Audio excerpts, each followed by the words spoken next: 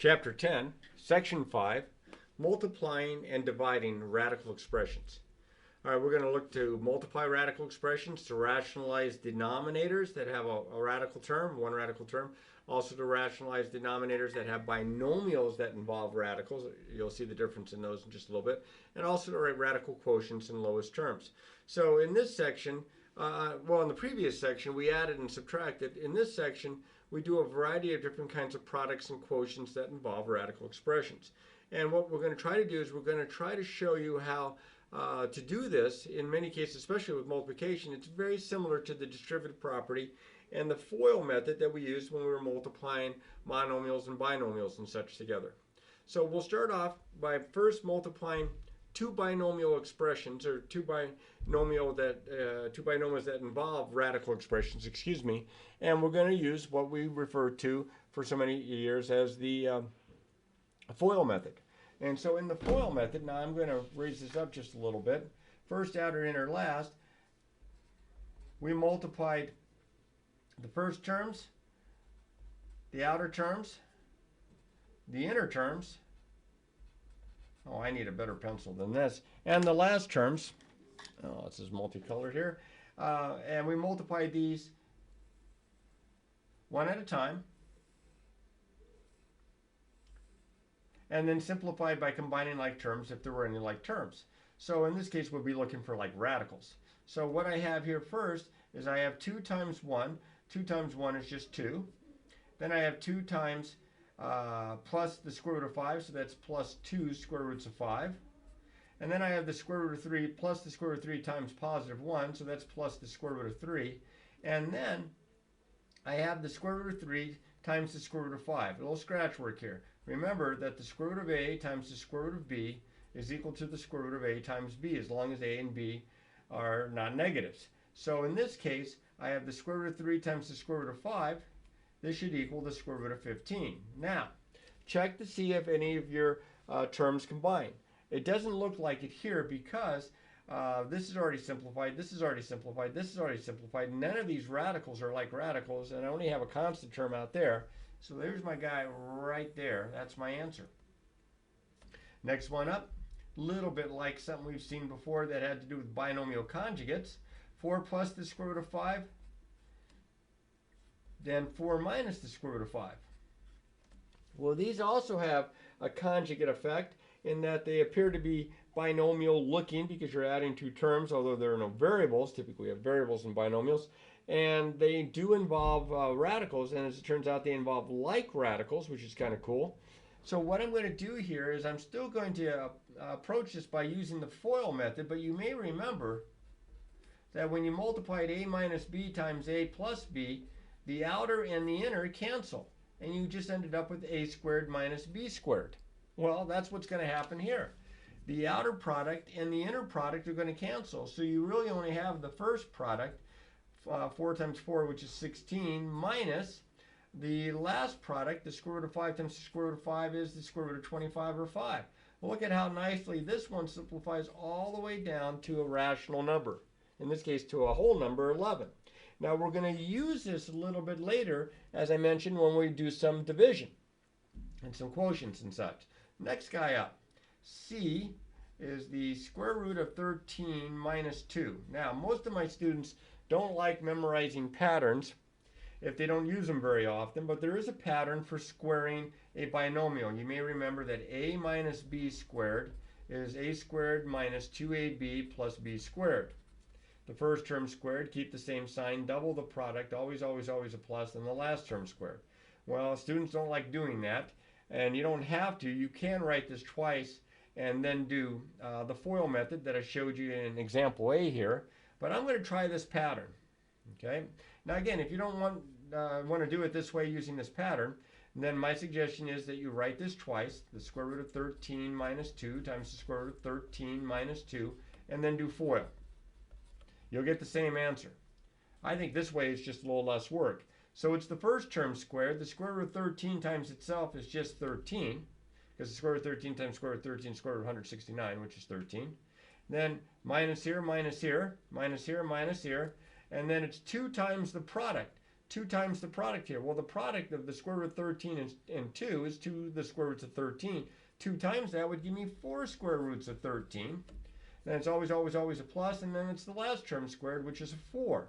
Now I can simplify this because I have a couple of terms that are just whole numbers, and so I have a 13 and plus 4. I end up with 17 minus 4, the square root of 13, and that's as far as this goes. You cannot subtract the 17 and the 4. Okay? That 4 is times the square root of 13, and you cannot subtract a factor like that. That's as far as this guy goes. And again, just to show you, if we do all of FOIL, I get 13 minus 2 square roots of 13 minus 2 square roots of 13 plus 4. These combine 17, a minus 2 and a minus 2 minus 4 square roots of 13. The same answer that I got using this method, using the pattern. Okay, either one works. The next, I'm running out of space here, so the next one I'll put up here for part D.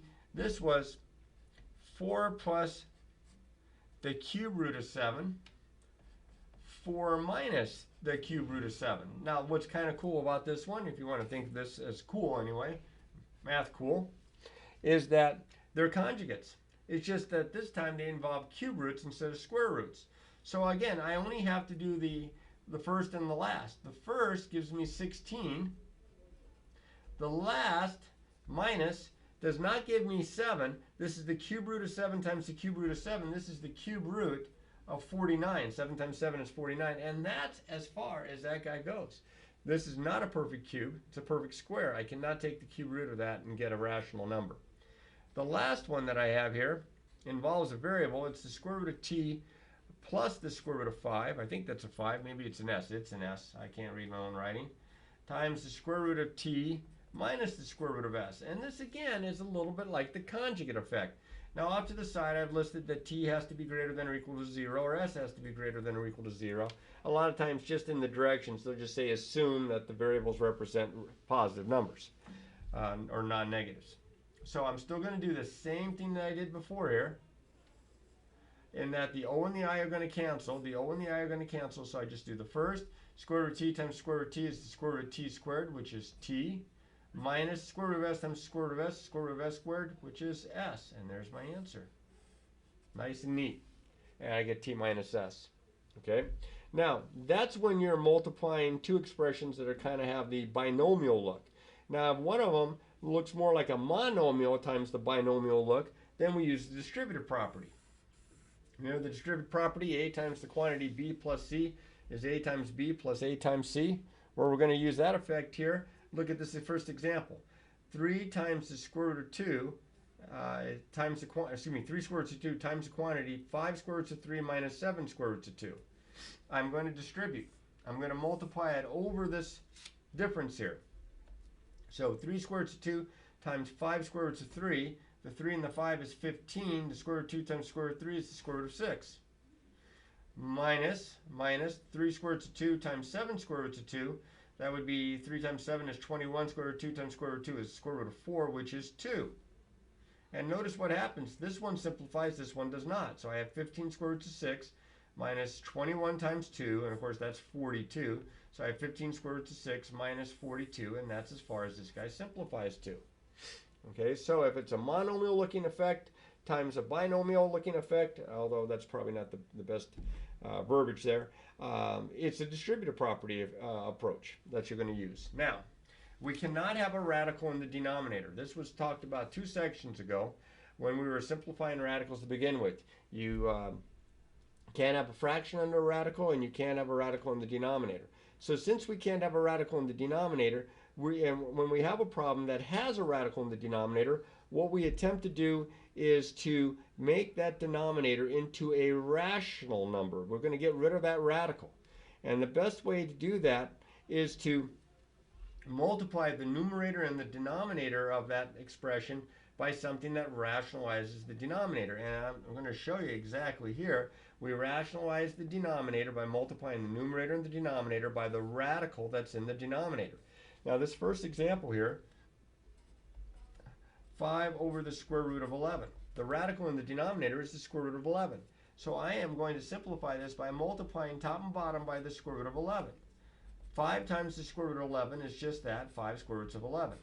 The square root of 11 times the square root of 11, I'm only going to do this one time, that's the square root of 121, which is 11. And notice here that my answer does not have a radical in the denominator. It's okay to have a radical in the numerator, just not in the denominator. Okay? So we'll try another one here like this. For b here, can you see that? Is it up high enough? I hope so. This is 5 square roots of 6 all over the square root of 5. Now the numerator has a radical, but I'm not worried about that. I'm concerned about the radical in the denominator. So very much like I just did in part A here, I'm going to multiply the numerator and denominator by the radical that's in the denominator, the square root of 5. Now up top, I have 5 times the square root of 6 times the square root of 5. I can multiply these because I know that the square root of a times the square root of b is equal to the square root of a times b. So the square root of 6 times the square root of 5, that's the square root of 30. And the square root of 5 times the square root of 5, and I'm not going to write it down, but I'll mention that this is the square root of 25, which is 5. And you'd say, well, I'm all done. Well, mostly. I do have a factor of 5 in the numerator and a factor of 5 in the denominator, so it simplifies all the way down to the square root of 30. Okay? Next guy. This one right here, I'm just running out of space. I'll bring it over here. Let's see if I have space at the top of this one. I do. So here's part C. Can you see that all right? I think you're going to be able to see that. And this was -8 all over the square root of 18. Now I do notice there's something a little different, not just the negative, but something a little different in this part than I had in the others. In that there is a radical in the denominator, but it simplifies. So I'm going to go ahead and simplify the radical in the denominator first. Now the square root of 18 is 9 times 2. This is the same as -8 on top all over 3 square roots of 2. Now, the radical doesn't simplify. Now I'll multiply top and bottom by the radical in the denominator, which is the square root of 2. So I end up with -8 square roots of 2 on top. The square root of 2 times the square root of 2 is the square root of 4, which is 2, times 3 is 6. And I'm all done, unless, of course, like it happened in part B, it simplifies because I can divide top and bottom here by 2. 2 goes into the bottom 3 and into the top 4. So I finally get this to simplify all the way to -4 square roots of 2 all over 3. Again, notice how important it is to get that denominator without radicals. All right, now we're going to show you something a little bit like this. Now we've had this property. I'm sorry, I believe we've had this property before. Sometimes I get my classes mixed together here, that the nth root of a over b is equal to the nth root of a over the nth root of b. I mentioned in a previous video that this kind of effect worked for multiplying and dividing, but it didn't work for adding and subtracting. So we're going to use this to help simplify a couple problems, and one of them involves a variable in the denominator. So I am going to rewrite this first for part A here. I have the opposite of the square root of 27 over 80. I'm going to write this as the opposite of the square root of 27 over the square root of 80. And I'm using this property right here. I broke it apart into the square root of the numerator or the square root of the denominator. Both of these simplify. 27 is 9 times 3. So I'll put a little 9 times 3 next to it. 80 is 16 times 5. So both of these simplify. Keep the negative out in front. The square root of 9 is 3, and this 3 stays underneath the radical. Here the square root of 16 is 4, and the 5 stays underneath the radical. And so if I followed suit to what I did on the previous examples, I'm going to multiply top and bottom by the square root of 5. So that's going to give me negative out in front. This 3 square roots of 3 times the square root of 5, that's going to be 3 square roots of 15. Square root of 5 times square root of 5 is 20, square root of 25, or 5, so I have 4 times 5, which is 20, and this one does not simplify. Nice little problem there. Almost as much fun. B here, I have the square root of 48 x to the, looks like x to the 8th, almost said the wrong thing there, all over y to the 3rd. And it says here that y has to be greater than 0. The reason it doesn't say x has to be greater than 0 is because you have an even root of a variable that's raised to an even power. and not just an even power, but when I take the root of this, I'm going to end up with an even power. So that always means that it's going to end up being a positive amount. I don't have to worry about getting somehow a negative out of a principal square root. I am going to break this apart. This is the square root of 48 x to the fourth, excuse me, x to the 8th. I so much want to take that square root, all over the square root of y to the third. Well, 48 is 16 times 3. So the square root of 16 is 4. The 3 stays underneath the radical. And the little trick with the variable raised to a power, this is a square root, so it's like a 2. 2 goes into 8 4 times, so that's x to the fourth with none left over, so no variable underneath the radical. And again, you can see x to the fourth is positive because it's an even exponent. Down here, 2 goes into 3 one time with 1 left over, so 1 factor of y underneath. So again, can't leave the radical there. I've simplified my expression a little bit, but I still have the radical in the denominator. So I'm going to multiply top and bottom by that square root. And up top I have 4x to the fourth, the square root of 3y, all over square root of y times square root of y is y, and y times y is y squared, and there is my answer. So these get to be exciting, and you need to practice this as much as you can. Don't just go shopping for a website that'll do it for you. All right, now, we have to have the same strategy to do these problems that involve cube roots and fourth roots. But instead of having to make sure that they're perfect squares, they might have to be perfect cubes or perfect fourths, and that's a little trickier. So this is a trouble spot. This typically is a little bit of challenge here to the students. Okay, but they can figure it out with some practice. These next ones, because you don't get as many cube roots and fourth roots, sometimes they cause some problems. So let's see what we have here. I have to simplify the cube root of 15/32, and here I have the fourth root. It looks like a 6y over y to the second power. So here's what I'm going to do. I'm going to write this as the cube root of 15 all over the cube root of 32.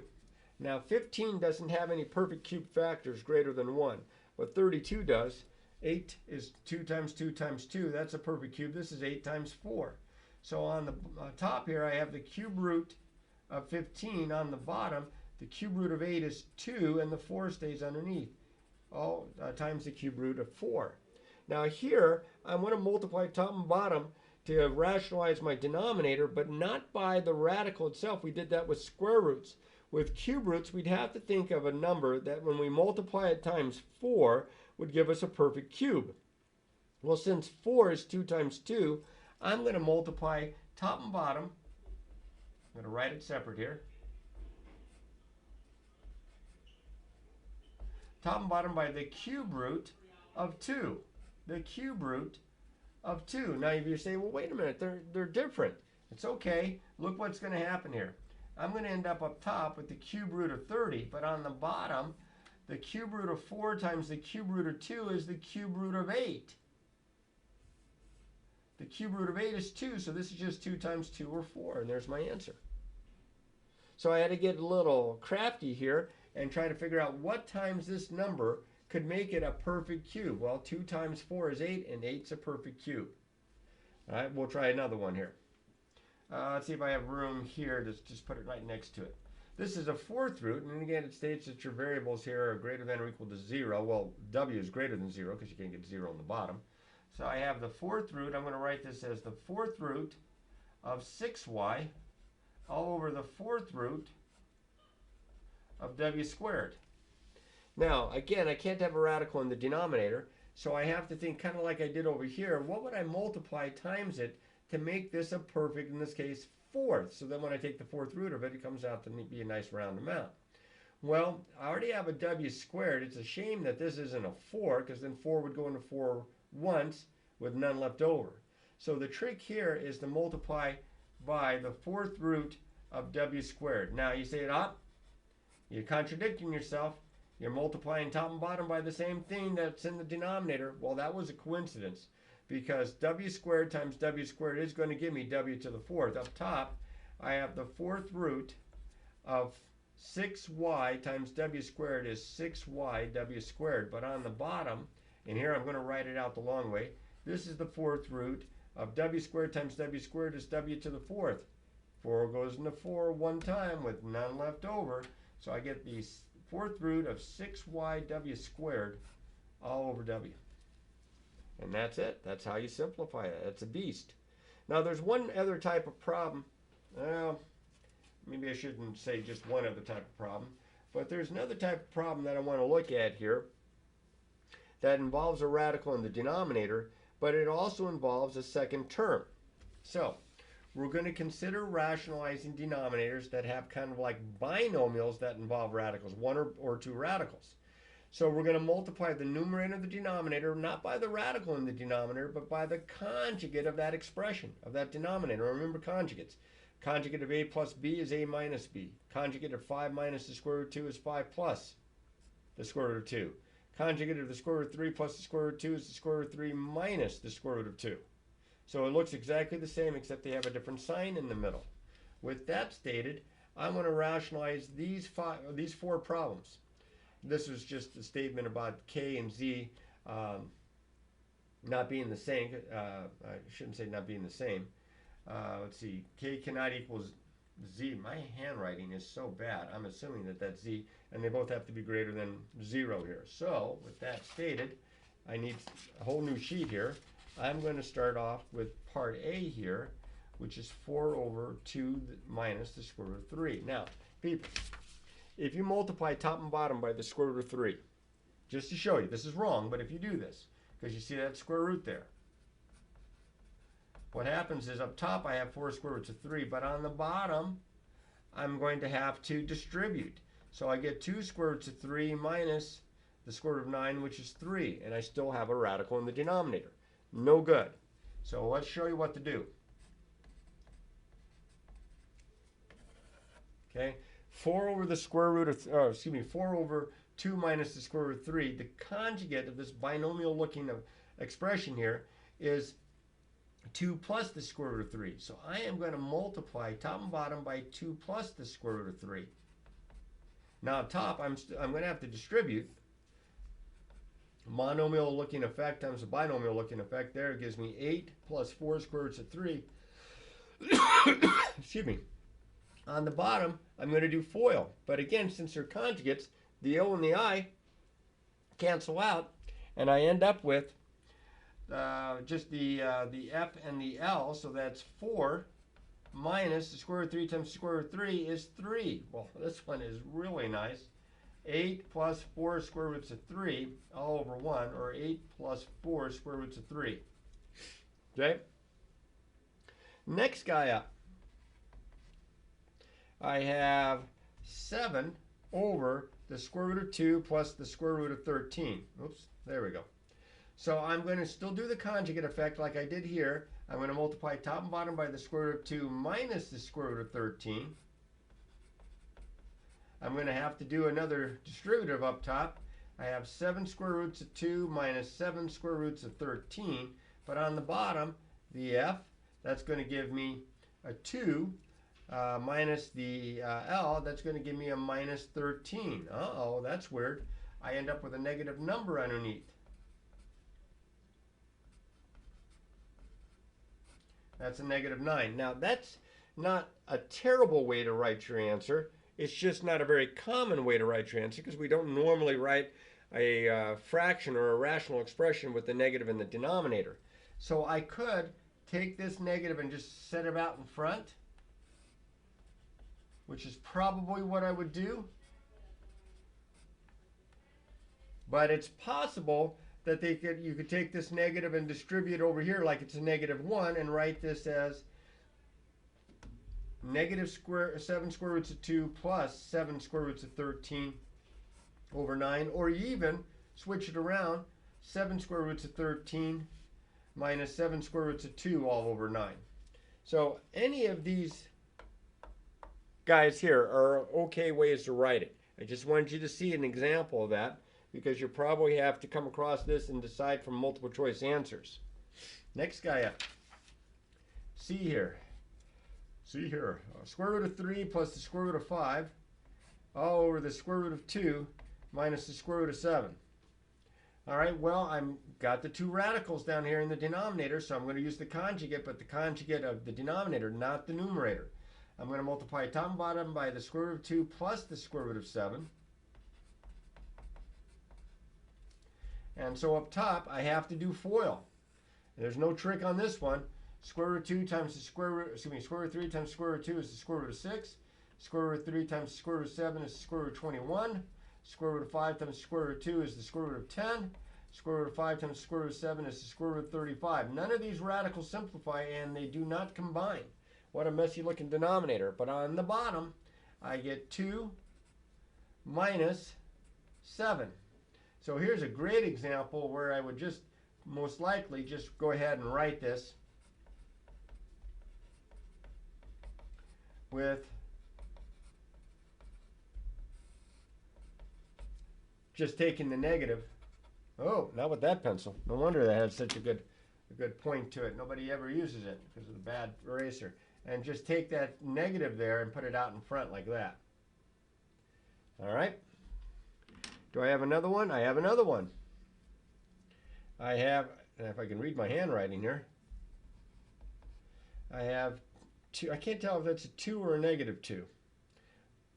There's a little mark there. Let's say it's a negative 2, just for the heck of it, all over the square root of k plus the square root of z.